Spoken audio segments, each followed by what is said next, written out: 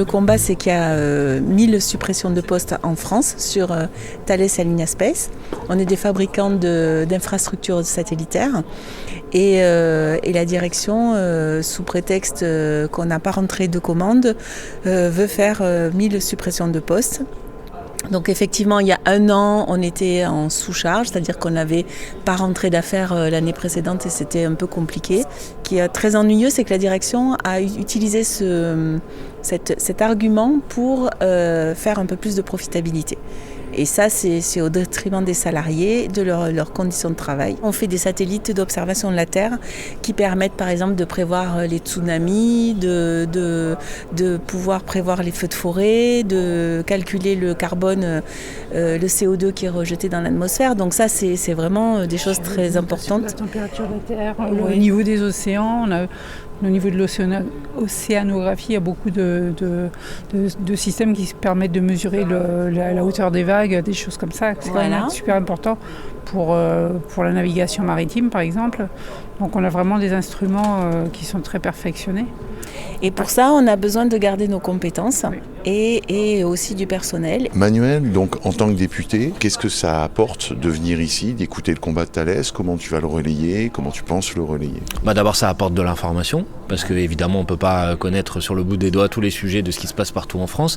Et rencontrer les représentants de l'intersyndicale, ça permet d'écouter ce qu'ils ont à nous dire, de connaître et de mieux maîtriser le sujet. Ça permet, en tout cas, je viens dans cette démarche, de leur apporter aussi un soutien dans ce combat, dans cette lutte qui est évidemment légitime. Et puis ça permet ensuite d'en tirer des conclusions en termes d'initiatives que l'on peut prendre, qui peuvent être des initiatives de médiatisation du sujet, c'est ce que évidemment j'essaye de faire. Ça peut être des initiatives aussi d'interpellation du gouvernement, des ministres, de l'opinion publique pour faire bouger les lignes. Je crois qu'on est dans un contexte où il y a des mots qu'on entend beaucoup revenir aujourd'hui. On parle beaucoup de souveraineté, on parle beaucoup de la nécessité pour la France d'être indépendante. Moi, je pense que si on veut que la France soit indépendante, elle doit conserver la maîtrise de savoir-faire, de salariés qui ont une longue expérience, qui permet à la France de développer, par exemple, des satellites en termes de télécommunications, en termes d'observation, en termes de renseignement. On parle, et à juste titre, de la nécessité de faire face au réchauffement climatique. Moi, je crois qu'avoir des satellites d'observation qui nous permettent de nous donner justement des données d'observation des évolutions climatiques, par exemple, c'est aussi un sujet qui est un sujet d'intérêt national, d'intérêt général. On a l'impression qu'un ouvrier spécialisé il pourrait se remplacer du jour au lendemain, ce qui est complètement faux parce qu'il y a beaucoup de contraintes dans le spatial et tout s'apprend, il faut avoir beaucoup d'expérience. Pour le spatial, vu ce que disait Catherine, le temps qu'il faut pour qu'un ingénieur lambda devienne un ingénieur du spatial, et cette compétence, une fois qu'elle est partie, on ne la récupérera pas. Non, on veut l'avenir de notre site de Cannes. Comme je disais tout à l'heure, on a fêté les 90 ans en 2019. On a les moyens, on a les réseaux aussi, on a la connaissance, on a le soutien des agences, on a beaucoup de choses pour nous, quoi. Ce serait dommage de détruire ça juste pour faire 1% de profitabilité de plus au groupe, quoi. Et donc, ce qu'on a aussi discuté avec M. Bompard, c'est tout l'enjeu de souveraineté. Puisqu'on fabrique des satellites militaires, mais qui sont vitaux en ce moment, quoi, et qui vont le devenir de plus en plus. Il faut vraiment qu'on garde notre avance technologique. Et pour ça, il faut qu'on garde nos compétences. Interpeller le grand public, c'est ce que je fais quand je vais répondre à vos questions, aux questions de différents journalistes, essayer de mettre peut-être la lumière médiatique sur ce sujet.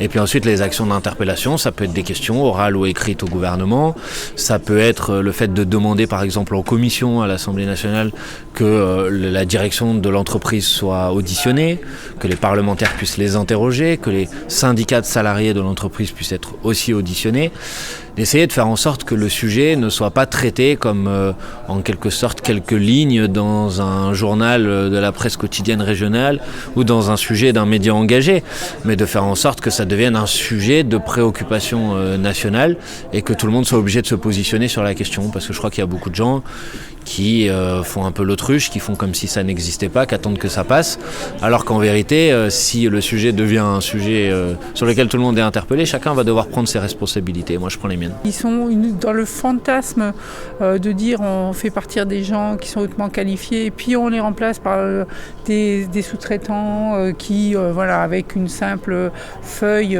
sur laquelle il y a marqué procédures, processus, ils vont être capables de faire.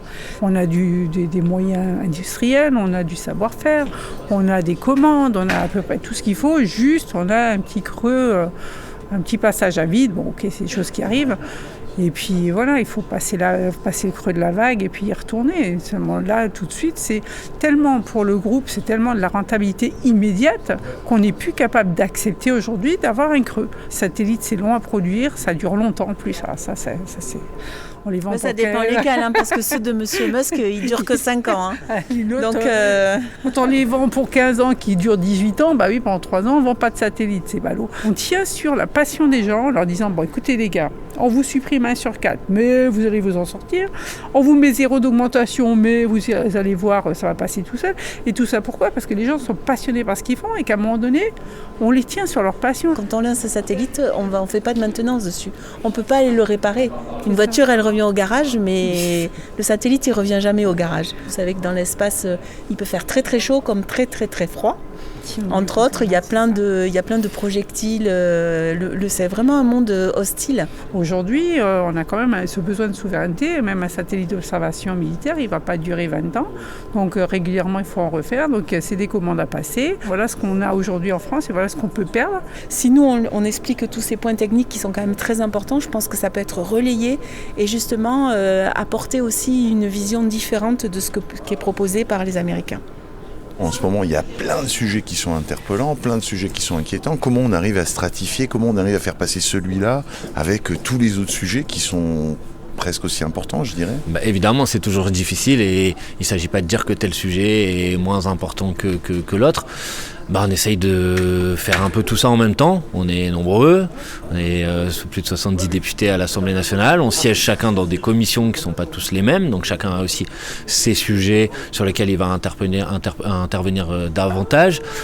On a évidemment aussi des territoires d'élection où on est député de telle ou telle circonscription. Donc parfois on va porter plutôt les sujets de sa circonscription, ou en tout cas du périmètre géographique autour de nous. Moi je suis député de Marseille, il n'y a pas de député de la France insoumise malheureusement dans les Alpes-Maritimes.